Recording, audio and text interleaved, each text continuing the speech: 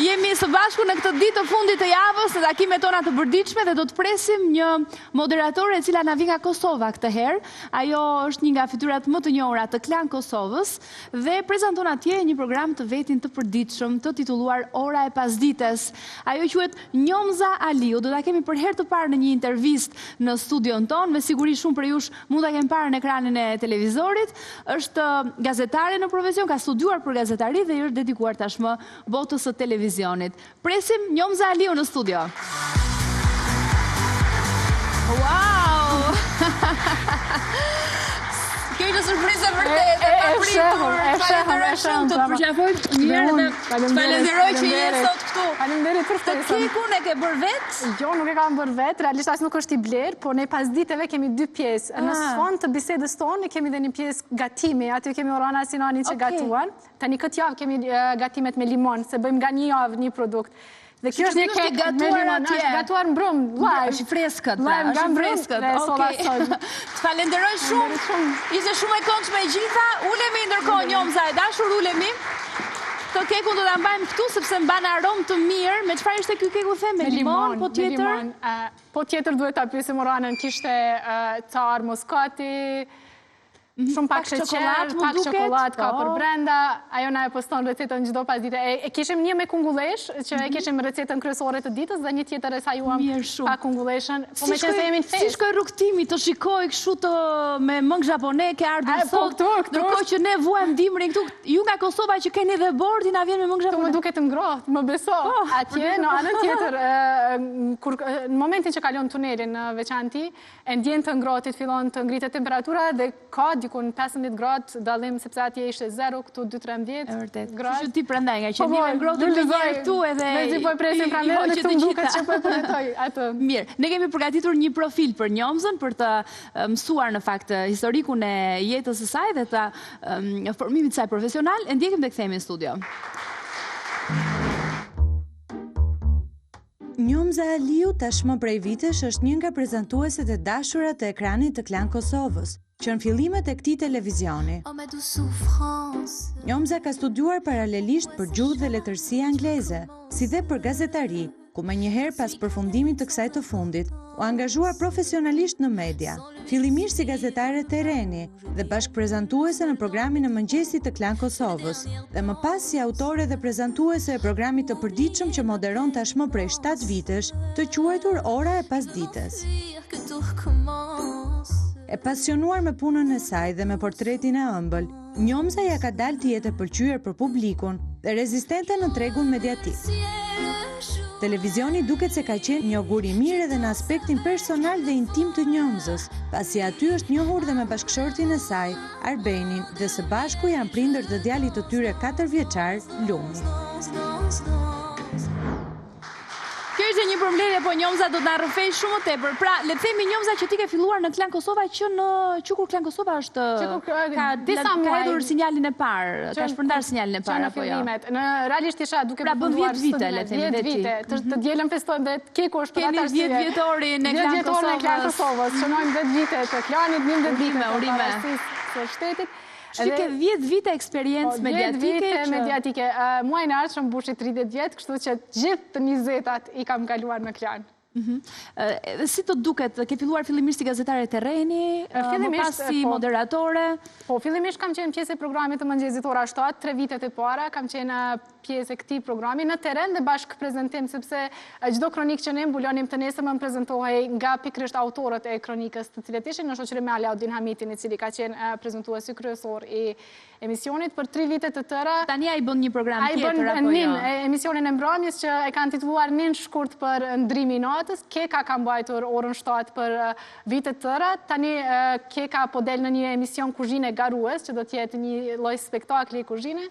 Dhe ja kalëm vendin Shqipës dhe Gongjës, cilat po ashtu... Që le themi nga i moment të gjithë u shpërndatë, se cili mori diçka tjetër për sipër. Ora 7 ka prodhuar fytyrat kryesore mediatike që Klan Kosova ka aktualisht në prezantimin e gjitha emisioneve. Si është për ty të realizosh të bësh një program të përditshëm? është sfidues.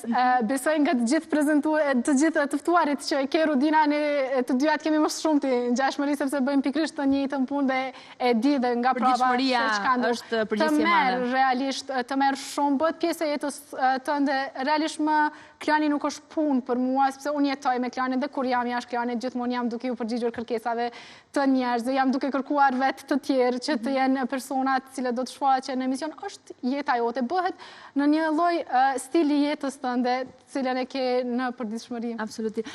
Unë di që edhe bashkëshortin tënd sot ti e ke njohur pikërisht në ambientet e punës.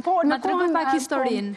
Pikërisht në kohën kur kam qenë në programin e mëngjesit, kemi filluar një miqësi me Arbenin, kemi qenë shok shumë të mirë. Unë atë kohë bëja terrenin ndërsa Arbeni në këtë kohë. Ja ti keni të dy bashkë. Në motor, Arbeni ka qenë i pasionuar për motocikletën e ti e ka shitur së fundi në mënyrë që mos bëhet një shembull i keq për Lumin, sepse Lumi është një fëmijë që...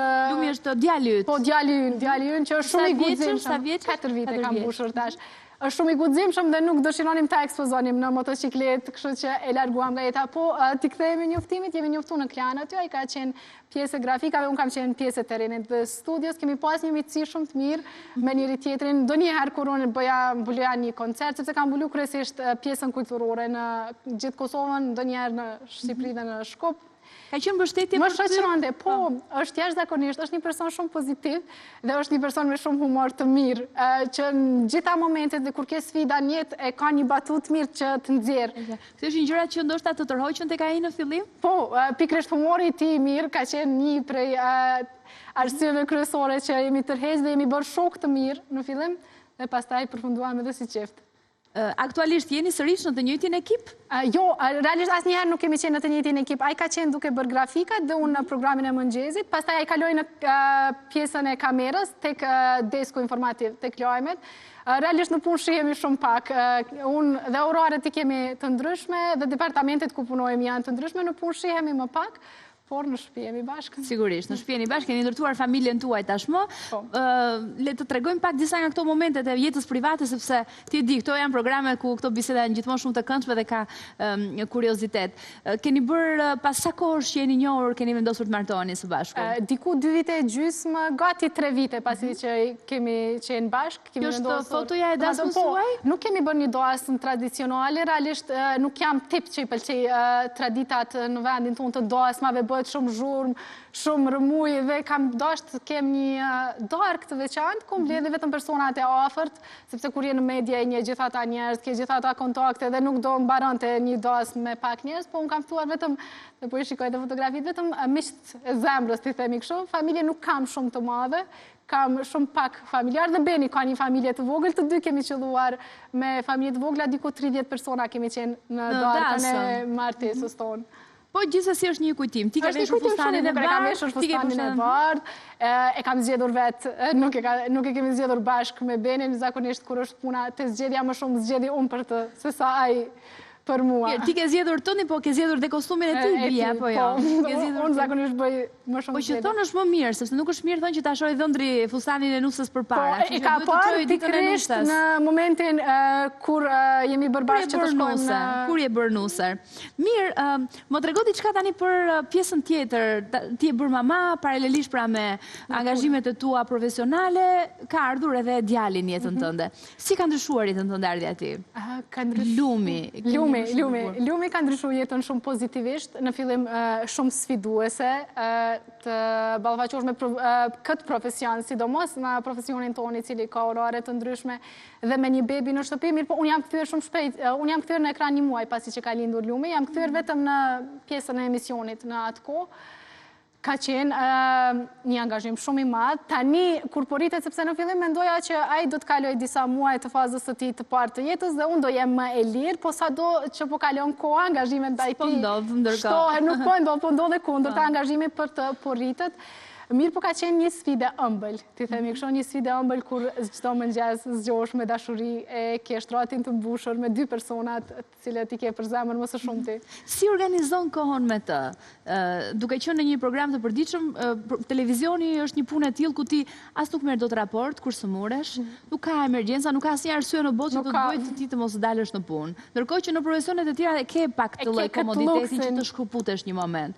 Kështu që në televizion do të jesh gjithmonë aty. Si ja bën ti në këto situata dhe kryesisht me djalin tënd? Kryesisht me të, fati e mirë i kësaj pune është që me Benin kemi orare të kundërta, kështu që kur unë nuk jam ai është, deri vonë për lumin është kujdesur mami im, ajo është kujdesur deri në momentin që ai ka mbushur 4 vjeç. Tani kam filluar në kopsht, kjo e ka vështirësu pak rutinën time ditore, nga që munduam që kur ai është në kopsht, unë të përfundoj organizimin komplet të emisionit, të gjej një mesditë ku unë e shpenzoj me të, dhe pastaj të kthehem sepse jam live 5 herë në javë, dhe të kthehem pas diteve përsëri në Klan. Në mbrëmjet prapi shfryzojmë bashkë. Aktivitetet, më shumë aktivitete ai bën me Benin, që ka bëjmë së bashku është që lexojmë. E kam fillu qysh nga Shtazania kur ka qenë në bark, në atë ku lexoja librat e mi, po i lexoja me zë të lartë, sepse dëshiroja ta dëgjonte. Pastaj kur lindi, sërish i lexoja librat e mi, sepse dija që çfarë do të kuptoj ai të paktën ta dëgjoj një lexim. Pastaj nga 6 muaj kur filloi të shite imazhet, të prekte, të ndjente, fillova t'ja lexoj librat e tij, kështu që rutina jon çdo mbrëmje kur unë kthehem prej emisionit, unë jam me të duke lexuar. Në fillim i lexoja libra shqip, pastaj nga që kunata ime ndodhet në Londër, ajo na sillte shumë libra anglisht. Dhe kur unë i lexoja ato, ja lexoja vetëm si përkthim, do thotë. Pastaj fillova të mendoj, thash, po pse mos ja lexoj një resht në gjuhën angleze dhe ta përkthej. Edhe funksionoi? Dhe funksionoi shumë mirë. Flas anglisht? Beso e shoh tani rezultatin, se deri tani ka folur ndonjë fjalë. Tani thot fjali të tëra të librave që unë kam lexuar dhe Beni ka lexuar për të, i thot komplet dialogjet që i ka në librat e tij. Ishte një ide momentale, po që funksionoi shumë mirë. Me kalimin e viteve e vren që ke investuar edhe nëse të duket se kur je nën gjithmonë të duket që nuk je duke bërë. Ndërkohë fëmia ka fituar një gjuhë të huaj. Çfarë ndodh kur ai të shikon ekranin e televizorit? Të kanë zakonisht të sjellni gjithmonë video kur fëmia është duke të parë para televizorit edhe të ka ndodhur të kjo gjë si e ke përjetuar? E bën edhe atë gjë, po e ka edhe një pjesë që inatoset pse unë nuk jam afër tij. Dhe zakonisht kërkon që të largohet, e shpreh me mlef, zakonisht pse unë nuk jam i pranishëm me të dhe zakonisht më thotë mos shko sot në punë, të lutem, e ka me shumë dëshirë që unë të qëndroj pranë ti, e ka këtë pjesën që i pëlqen për shembull melodin e jinglës të fillimit të emisionit, e ka ditur që kur ka qenë 6 muaj në momentin që është lëshuar, ai ka filluar kërcy, është kthyer, e ka kthyer kokën, po duke u rritur gradualisht ka filluar të inatoset pak dhe kur më shën në ekran, më shumë reagon keq se sa mirë, se të do aty dhe jo me shumë të drejtë. Në fakt, po kjo është një sakrificë që duhet bërë se bëhet dhe për ta. Absolutisht. Mirë, ne kemi vajtur në Prishtinë dhe kemi xhiruar njomzën aty pikërisht për të parë se si nis mëngjesi në shtëpinë e saj me djalin, më pas në punë, në kopësht, aktivitete sportive. Pra si është pak a shumë një dita jote në Prishtinë. Le ta ndjekim materialin dhe kthehemi në studio.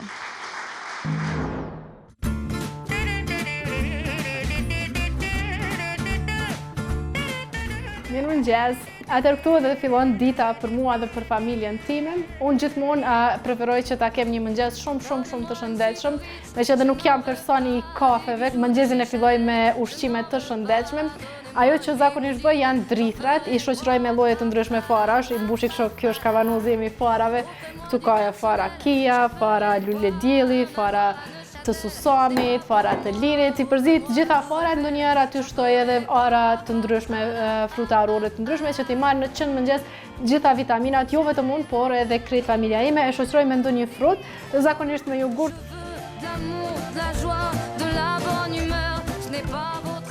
Sot po i bëj vetëm 2 pjata, zakonisht menuja është me 3 pjata, por Beni sot nuk është këtu, ai është nisur për punë më herët, shpesh unë dhe lumin besim ta shijoj mëngjesin vetë. Bienvenue dans ma réalité. Hajde. Lumi që nga mëngjesi është një fëmijë shumë pozitiv, është gjithmonë duke buzëqish, nganjëherë na i prish planet me energjinë e tij shumë të madhe, ditë vrapoj rreth shtëpisë, këndoj, por kjo është një pjesë shumë e lumtur çdo ditë, çdo mëngjesi. E tani po shijojmë mëngjesin të dytë së bashku, pastaj vazhdojmë me rutinën tonë të përditshme, do të vazhdojmë në kopsht, pastaj në vrap, pastaj edhe në punë dhe kështu mbaron çdo ditë e jona. Lume apo të pëlqen? Je suis comme ça. Je veux de l'amour, de la joie, de la bonne humeur. Lume, a shkojmë tash në kopsht? Bravo. Si një nënë e kujdesshme, Njomza pasi sigurohet që Lumi është ushqyer me një mëngjes të shëndetshëm, e shoqëron çdo ditë për në kopshtin e tij.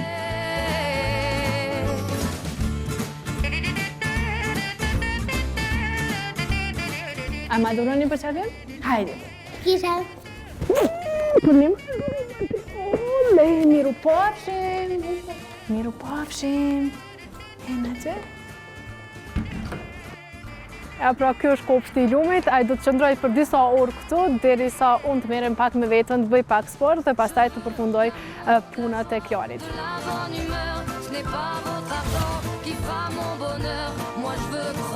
Aktiviteti sportiv ndërthurur me natyrën janë një çlodhje perfekte dhe burim energjie për pjesën e mbetur të ditës së Njomzës.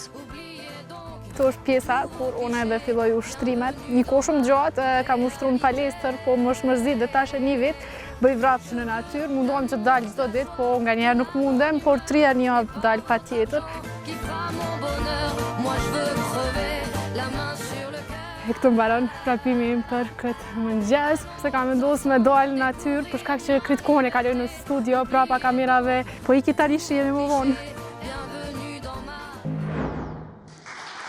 Sa bukur, Gërmine keni shumë të bukur, apo jo? Edhe ti është shpizon çdo ditë? 3 herë në javë patjetër, kur mundem çdo ditë, kur mundohem që ta bëj çdo ditë. Kam bërë palestër një kohë gjatë, jam mërzit, realisht jam mërzit shumë nga palestra. Doja t'isha më afër me natyrën sepse në studio gjithkohës je e mbyllur, kështu që nuk i shijon as stinët. Kjo është koha kur realisht i shijoj stinët ku më mirë se në një park kur ishe prej duke lulëzuar gjethet, duke rënë, duke u mbuluar me borë, i shijon tamam krejt stinët në kohë reale. Cili ka qenë momenti yt më i vështirë gjatë prindërimit? Fillimi, sepse ka qenë një fëmijë shumë energjik, ka bërë shumë pak gjumë. Lumi ka bërë shumë pak gjumë, gati gjithkohën kam betë edhe unë zgjuar me të dhe në mbrëmje, zgjoheshim me benin, mundoheshim të gjenim mënyra të ndryshme që ta kthenim në gjumë, po derisa i binte në gjumë ikte nata dhe përfundonim të dy të dërmuar, plus ju tregova që unë jam kthyer herët në punë, duhet të isha sërish energjike për ekran çdo pas dite, se nuk justifikohet mos fjetja jote me qunin pra pas kenave, kështu që muaj i parë ka qenë shumë sfidues për mua.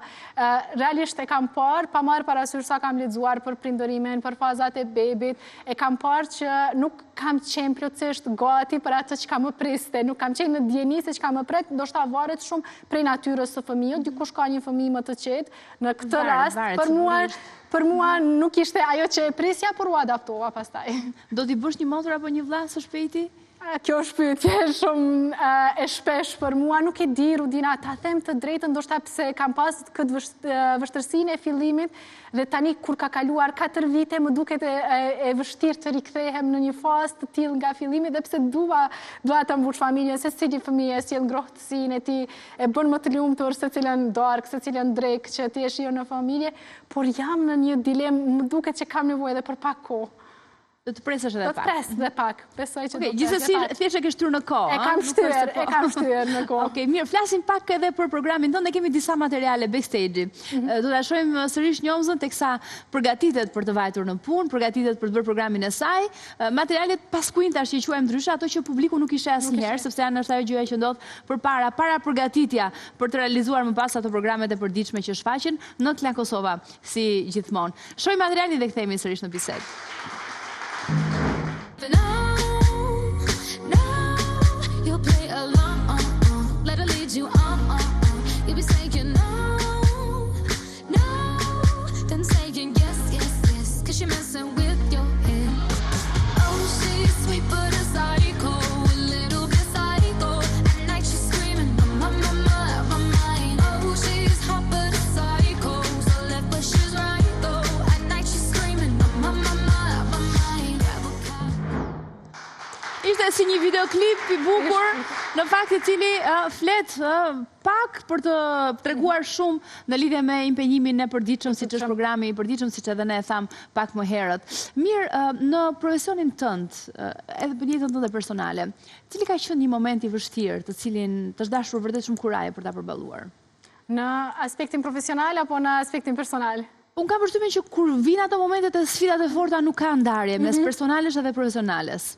Një moment i vështirë për mua, por për të cilin realisht në një formë jam falendëruese, ka qenë një sëmundje të cilën e kam përjetuar në vitin 2012 Rudina. Unë kam pas një çrregullim të sistemit imunitar, ku sikur se ndodh në të gjitha sëmundjet imunitare, trupi shpesh nuk e njeh veten si trup të veten dhe e njeh trup të huaj dhe atakon veten duke u munduar ta mbrojë atë me një formë sistemi imunitar që rregullon rrugën e tij. Kjo pjesa që un kam pasur quhet multiple sklerozis ose skleroza multiple dhe sulmon persona të ndryshëm në forma të ndryshme. Nga që kemi gjithë këto fije nervore në organizmin ton, nuk e sulmon të gjithë personat në të njëjtin fije nervore. Një person mund ta sulmoj tek fijet nervore të pamurit, të folurit, tek ndjeshmëria, ecja, ku diun. Mua më kishte prekur në ndjeshmërinë e dorës dhe të këmbës. Atëherë kam qenë në programin e mëngjesit. Kjo ndoshta ka qenë edhe si them sfida më e madhe në jetë, por për të cilën kur e kam të kaluar jam shndruar, si them, në një person më të fortë dhe më të vetëdijshëm për veten dhe për trupin tim. Nga që unë nga studimet direkt kam kaluar në punë. Në Klan Kosova kam filluar direkt punën aty.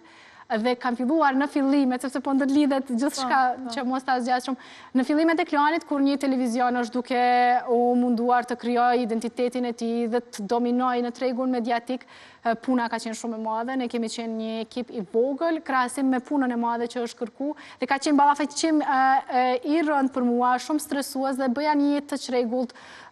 Doja ta përmbushja veten edhe me daljet e orëve të vona dhe me punën që bëja dhe bëja një ushqyerje të keqe edhe gjitha këto strese, ushqyerja e keqe, një jetë më e çrregullt, patjetër që ndikojnë në imunitetin ton.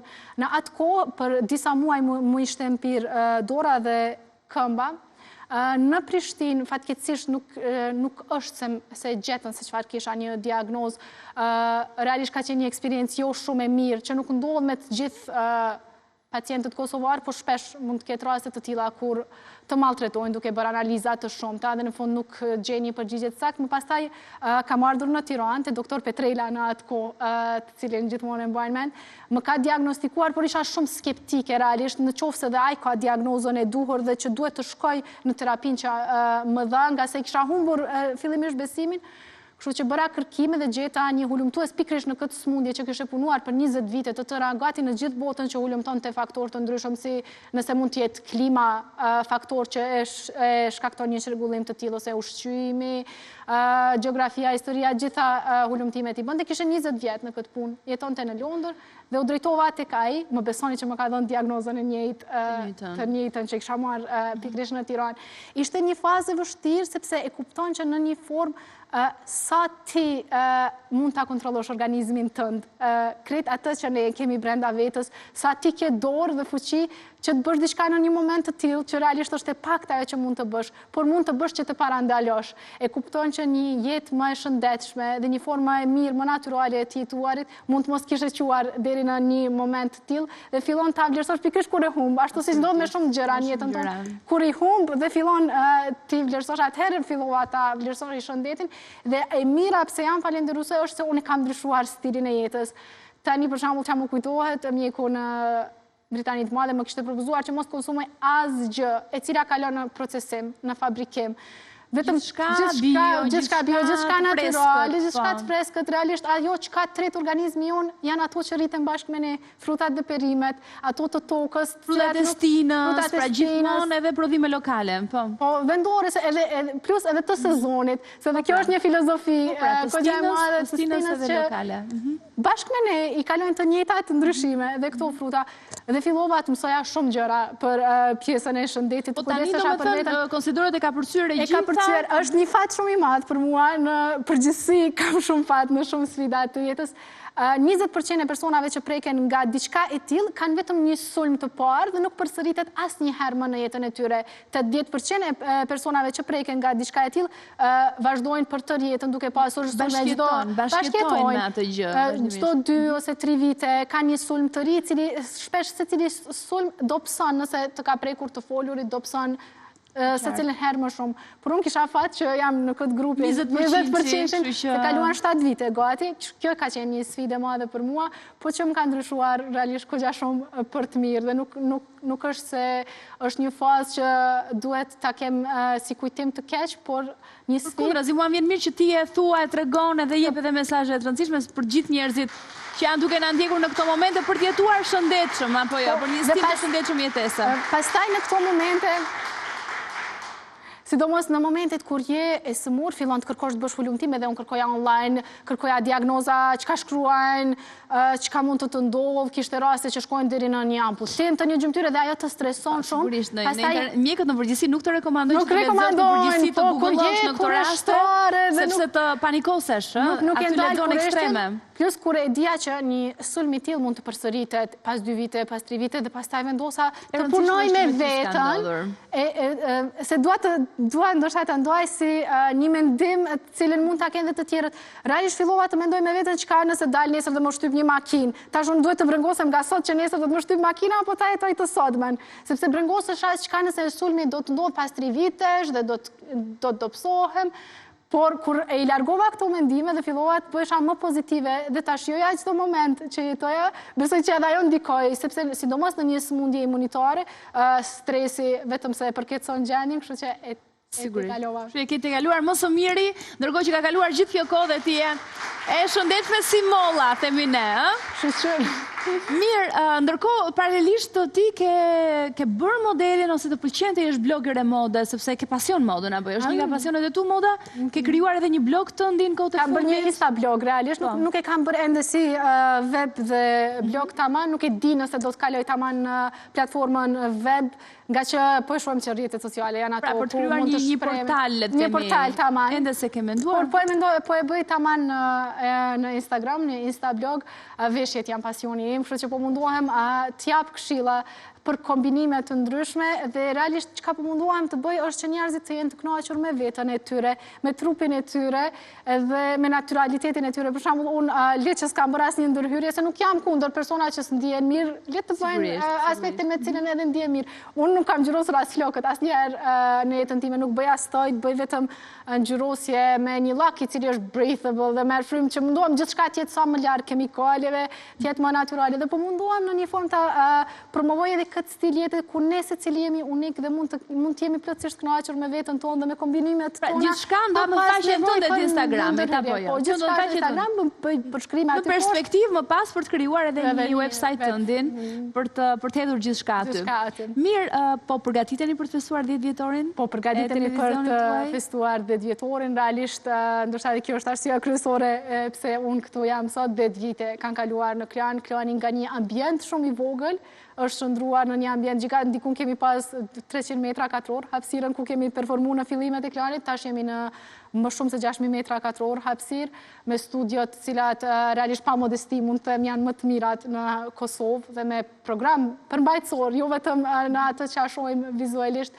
Kështu që është një rrugtim i gjatë, patjetër gjatë 10 viteve kalon në sfida të ndryshme, në momente gëzimi, në momente hidrimi, në momente dëshprimi, kur diçka nuk shkon ashtu siç duhet, e kur bëhen kështu numra si themi 5 vite, 10 vite, realisht ndalesh dhe reflekton të gjithë reflektorin. Si ka kaluar 10 vitet, ky 10 vjetori i Kosovës gjithmonë ka përkuar çdo vit në fakt, çdo përvjetor, edhe me përvjetorin e pavarësisë së Kosovës.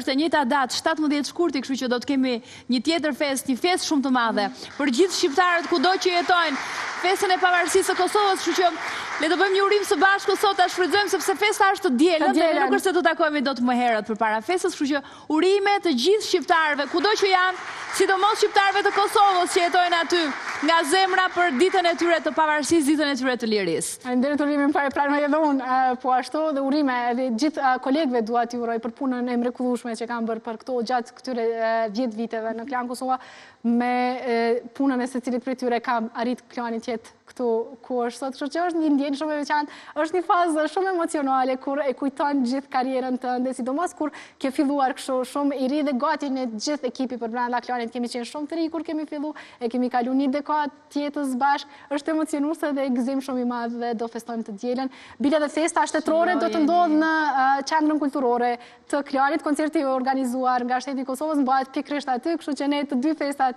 i shijojmë së bashku. Shijojeni dhe unë të falenderoj shumë që ishe këtu në studio Njomza për këtë bisedë interesante, ishte ere parë që të pata, ere parë që të takuam së bashku dhe kënaqësi që u njohëm. Shumë kënaqësi dhe për mua. Falenderit, një studio e mbushur me energji pozitive. Falenderoj, falenderoj.